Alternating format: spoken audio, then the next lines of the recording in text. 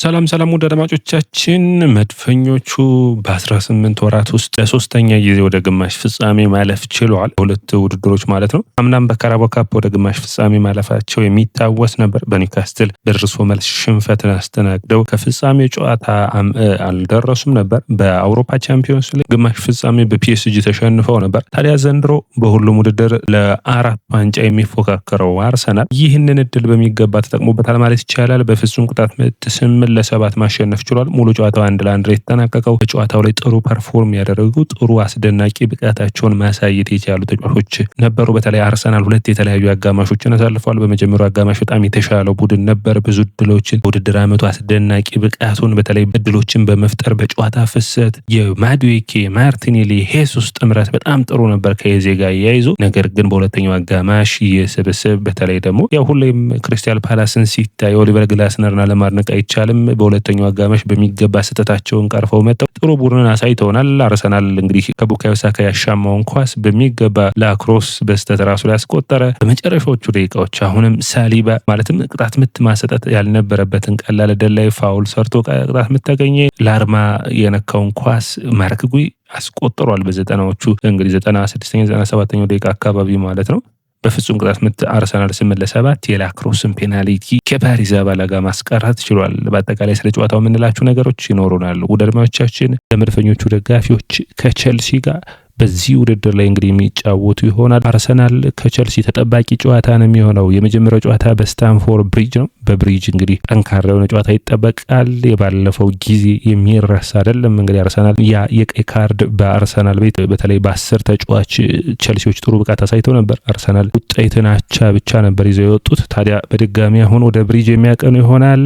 ሙሴስ ካይሴዶ አይኖርም። በመቀጠል ወደ አርሰናል እንግዲህ በኤሚሬትስ የመልሱን ጨዋታ የሚያደርግ ይሆናል። ለዌምብሌው ጨዋታ ለማለፍ አስፈላጊ የሆነ ጨዋታን ነው የሚያደርጉት። አድማጮቻችን በእናንተ እይታ የጨዋታው ኮከብ ማን ነበር? ኮሜንት መስጫ ቦክስ ላይ አስቀምጡልኝ። እኔ ለመምረጥ ተቸግሬያለሁ። እንግዲህ የእናንተን አስተያየት ዛሬ እጠብቃለሁ። ይህ ነው የሚባል በአርሰናል ረገድ ልዩነት የሚነሳ ሜቢ ሄሱስ ጥሩ ፐርፎርም አድርገዋል። ነገር ግን በወጥነት በሙሉ 90 ደቂቃው የተሻለ ብቃት ያለው ገሌ ነው ብላችሁ መናገር የማትችሉበት አይነት ጨዋታ ነው የነበረው። በአጠቃላይ በዛሬው ፕሮግራማችን ይህ ድል አርሰናል ምን ማለት ነው? የሄሱስ 100ኛ ጨዋታ ሄሱስ ሲኖር ማርቲኔሊ በሚገባ ማንጸባረቅ የሚችልበት ሁኔታ አለ። ንዋነሪን ለምንድን ነው ድል የማይሰጠው የሚሉ ጥያቄዎችን እናነሳለን።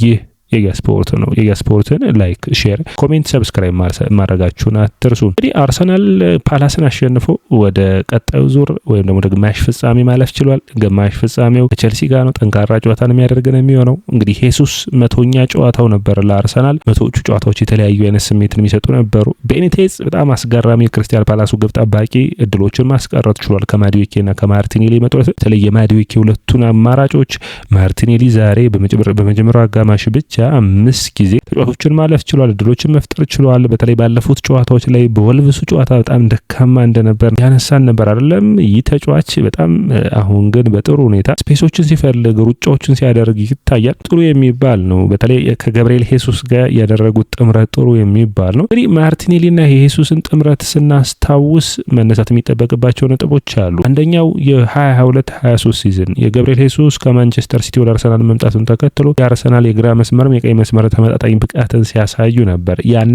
የግራ መስመሩ ላይ የነበሩ ተጫዋቾች ስታስቡ በተለይ ከፊታቸው የሚመጣው የግራኒት ዣካ የሄሱስ የማርቲኔሊ አይነት ጥምረት ነበር። ሄሱስና በተለይ ማርቲኔሊ እየተቀያየሩ ማጥቃቱን የሚተጋገዙበት ነበር። ታዲያ ሁለቱም እድሎችን መፍጠር የሚችሉበት አጋጣሚዎችን ፈጥሯል በጥሩ ፐርፎርማንስ በሚባል ሁኔታ። ታዲያ አርሰናል እንደዚህ አይነት የማጥቃት ቅርጽን መያዝ የሚያስፈልግ ነው የሚሆነው። አርሰናል ይህንን ጨዋታ ማሸነፍ ለማይክል አርቴታ ወሳኝ ነበር። ምክንያቱም ይህ አሰልጣኝ በማንቸስተር ሲቲ ቤት 3 ዓመታት ሲቆይ በሚገባ ያያቸው ነገሮች አሉ።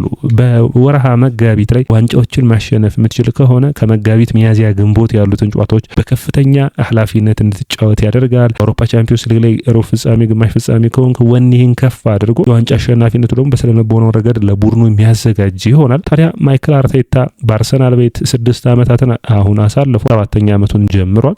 ታዲያ ይህ አሰልጣኝ የኤፍኤ ካፕን በ2019-20 ብቻ ነው ማሸነፍ የቻለው። ታዲያ አሁን ዋንጫዎችን የማሸነፍ ግዴታ ውስጥ እንዳለ ይታወቃል። ታዲያ ይህ የካራባኦ ካፕ አጋጣሚ ደግሞ ቀድመው ማስመዝገብ የሚችሉበትን እድል የሚያገኙበት ይሆናል። በመቀጠል ኤፍኤ ካፕ፣ ቻምፒዮንስ ሊግና ፕሪሚየር ሊጉ መረሳት የለባቸውም። ታዲያ ማይክል አርቴታ ይህንን ጨዋታ ማሸነፍ መቻሉ ከዛ ውጭ በመጀመሪያው አጋማሽ ያሰለፋቸው ተጫዋቾች ሂንካፔ በጉዳት አለመኖሩን ተከትሎ የፊትነስ ችግር ነበረበት። በጥሩ ሁኔታ ካላፊዮሪ ነው የመሀል ተከላካዩን ቦታ ሽፋን የሸፈነው። ካላፊዮሪና ሳሊባ ከሂንካፔና ሳሊባ ጥምረት የተሻለ የሚሆነው አንደኛ በአየር ላይ ኳስ የመፋለም ብቃታቸው የተሻለ ሆኖ ይታያል። በተለይ ደግሞ በጥሩ ሁኔታ ማቴታን ለመያዝ ሞክረዋል። በእኔ እይታ አሁንም ሂንካፔም ሲመጣ የግራ መስመር ማድረግ የተሻለ ይሆናል። በመሀል ተከላካይ ካላፊዮሪ መጠቀም አርሰናልን ውጤታማ ሊያደርገው ይችላል። ነገር ግን የካላፊዮሪ የማጥቃት አቅም ደግሞ በግራ መስመር ላይ የሚሰጠው ተመጣጣኝ የሆነ የተሻለ ብቃትን የሚያደርግበት እንደሆነ መረሳት የለበትም። ታዲያ ማይክል አርቴታ ስካሊን ቲምበርንም አብረው አሰልፏል። እንግዲህ ከተከላካይ መስመሩ ትንሽ ለቲምበር ነው ብዙዎቻችን የምንፈራው። ምክንያቱም ቲምበር ተደራራቢ ጨዋታዎችን እየተጫወተ ይገኛል። ሙሉ 90 ደቂቃዎችን ረፍትን እያገኘ አይደለምና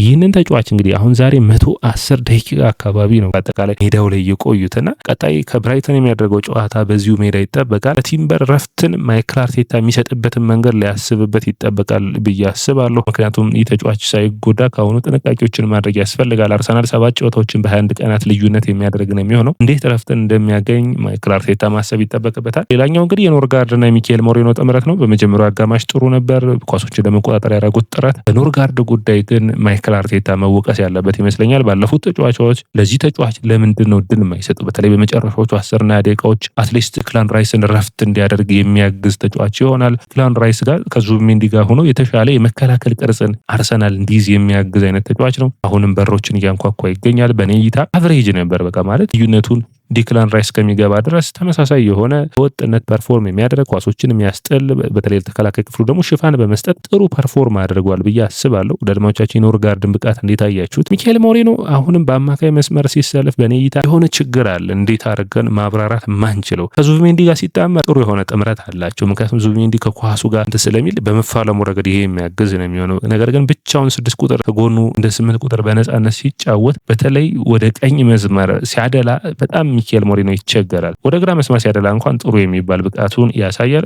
በመጨረሻዎቹ ደቂቃዎች ሄሱስ መውጣቱን ተከትሎ በአጥቂ መስመር ላይ ተነዋል። በአጥቂ መስመር ላይ ሲሆን ጥሩ የሚባል ጊዜን አላሳለፈም። ፍጹም ቅጣት ምቱን ግን በሚገባ ማስቆጠሩን ደግሞ መርሳት የለብንም። ቡድኑን በአምበልነት መርቷል። እዚህ ስብስብ ውስጥ እንግዲህ በአርሰናል ውስጥ በጣም ብዙ ተጫዋቾችን እያየን ነው የምንገኘው በአምበልነት በመሪነት ያ ደግሞ ለቡድኑ የሚጠቅም ነው የሚሆነው። የማዱዌኬና የማርቲኔሊን ቋሚ አድርገው በሄሱስ ማሰለፍ ደግሞ አዲስ የሆነ ጥምረትን አሳይቶናል። በኔ እይታ በውድድር ዓመቱ አርሰናል አምና እንግዲህ የፒኤስቪ ጨዋታ ብዙዎቻችሁ የምታስታውሱት ከሆነ በጣም ፍሰት የነበረው ብዙ ድሎችን የሞከሩበት ከሜዳቸው ውጭ አርሰናል የገጠመበት 7-1 ያሸነፈበት ጥሩ ፐርፎርማንስ ነበር አይደለ? ያን ጨዋታ የሚያስታውስ የመጀመሪያ አጋማሽ ነው። በጣም የጨዋታ ፍሰት ነበር፣ ጥምረቱ ነበር። ማዱዌኬ ድሎችን ሲፈጠር፣ ማርቲኔሊ ድሎችን ሲፈጠር፣ ሄሱስና ማርቲኔሊ ሲቀያየሩ ጥሩ የሆነ ውደት ነበረው። ነገር ግን በሁለተኛው አጋማሽ አሁንም መቀጠል አልተቻለም። ሊታሰብበት የሚጠበቀው አንዱ ጉዳይ ይህ ነው ብዬ አስባለሁ። እንግዲህ ተቀይረው የገቡትን ተጫዋቾች በምናይበት ጊዜ ነው እንግዲህ ትልቁ ጥያቄ የምናነሳው ሳካና ኦዴጋርድን የተቀየሩት ለምን ለንዋነሪ እድል መስጠት አልተቻለም? እንግዲህ በሚገርም ሁኔታ ከጥቅምት በኋላ በምታዩበት ጊዜ 114 ደቂቃዎችን ብቻ ነው ያገኘው። በ3 ጨዋታዎችን ተቀይሮ የገባው በሚያሳዝን ሁኔታ ማለት ነው። የበርንሌው ጨዋታ የቶተናሙ ጨዋታ ላይ 2 ደቂቃ፣ የበርንሌው ላይ ወደ 30 ደቂቃ ከዛ ውጭ ማነሳት የሚጠበቅበት ብዬ ማስበው የስላቪያ ፕራጉ ጨዋታ ላይም ተቀይሮ ገብቷል። ይህ ተጫዋች ለምንድን ነው ድል ማይሰጠው? ትልቅ መነሳት የሚጠበቅበት ነጥብ ነው። ምክንያቱም እንደዚህ አይነት የካራባው ካፕ ጨዋታዎች ኦዴጋርድን ሳካን መቀየሩ ካልቀረ ይህ ተጫዋች እንግዲህ ማዱዌኬና ሳካ በቀኝ መስመር ላይ በመሀል መስመሩ ደግሞ ኦዴጋርድና ኤዜ ቦታውን ይዘውበታልና እንዴት ነው ድሎችን የሚያገኝ? እንግዲህ ማይክል አርቴታ በሚገባ ማሰብ የሚጠበቅበት ይህ ይመስለኛል። በኔ እይታ ንዋነሪ የተለየ ክህሎት ያለው የተለየ ብቃት ያለው ተጫዋች ነው። አሁንም ማይክል አርቴታ ገና 18 ዓመቱ ነው። 50 ጨዋታዎችን ለአርሰናል አድርጓል። በጣም አስደናቂ ብቃት ያለው ተጫዋች ነው። ስብስባችን ውስጥ ማቆየት እንፈልጋለን የሚል አስተያየቱ ሰጥቷል። በሚገባ ትምህርትን ወስዶ እንግዲህ ኦዴጋርድን ወይም ኤዜን መተካት የሚጠበቅበት ይሆናል ብዬ አስባለሁ። እንዴት ያድጋል ትልቁ ጥያቄ ነው መሆን የሚጠበቅበት። በአጠቃላይ ዲክላን ራይስ ተቀይሮ ገብቷል። ጥሩ የሚባለው ረፍትን ማግኘቱ ዙቢሜንዲ ራይስ ረፍትን ማግኘታቸው ሂንካፒን ጨምሮ እንግዲህ በጉዳትም ቢሆን ጥሩ የሚባል ነው። ነገር ግን 100 ምናምን ደቂቃ መጫወታቸው ትንሽ አርሰናል ጥሩ ዜና ነው ብዬ አላስብም።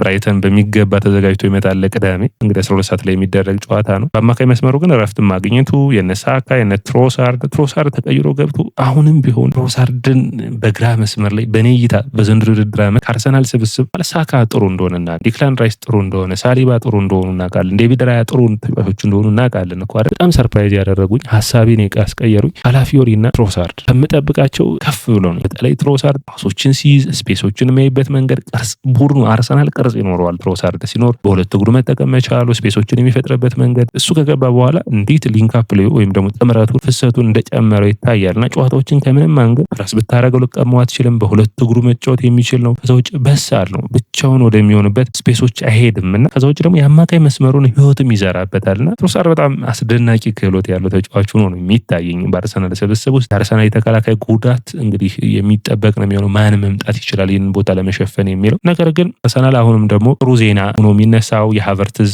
ሙሉ በሙሉ ከጉዳት አገግሞ ወደ ስብስቡ ወደ ስልጠና ተመልሷል። የሃቨርትዝ መመለስ እንግዲህ ለብራይተኑና ለአስቶን ቪላው ጨዋታ ላይ ሆነ ያክል ደቂቃዎችን ያገኛል ብለን እናስባለን። የሃቨርትዝ መመለስ ለብዙ ቦታዎች አስፈላጊ ነው። አንደኛ አማካይ መስመሩ ሊያግዝ ይችላል ብዬ አስባለሁ። ሚካኤል ሞሪኖን ከማሰለፍ በአማካይ መስመር ሃቨርትዝን ማሰለፍ ለአርሰናል ውጤታማ ይሆናል። ዘውጭ ዮኮሬስን ማገዝ የሚችል ነው። ከዮኮሬስ የተለየ ቅርጽ ያለው ነው የሚሆነው። ከሚካኤል ሞሪኖም የተለየ ቅርጽ ያለው ነው የሚሆነው። ምክንያቱም በጣም ፕረስ ያደርጋል። ከዛ ውጭ ፕረስ ማድረጉን ሃቨርትዝ ሲመለስ ነው እንግዲህ አርሰናልን ህይወት የምታዩት በሚገባ ብዬ አስባለሁ። እና የሃቨርትዝ መመለስ ለአርሰናል ውጤታማነት የሚጠበቅና አስፈላጊም ነው ብዬ አስባለሁ። አርሰናል እንግዲህ የሚጫወቱት ጨዋታዎች ብዛትን ስታዩ በጣም አሳሳቢ ሆኖ መነሳት የሚጠበቅበት ነው። ሌላኛው አሳሳቢ ሁኔታ አንድ ነጥብ ልጨምር።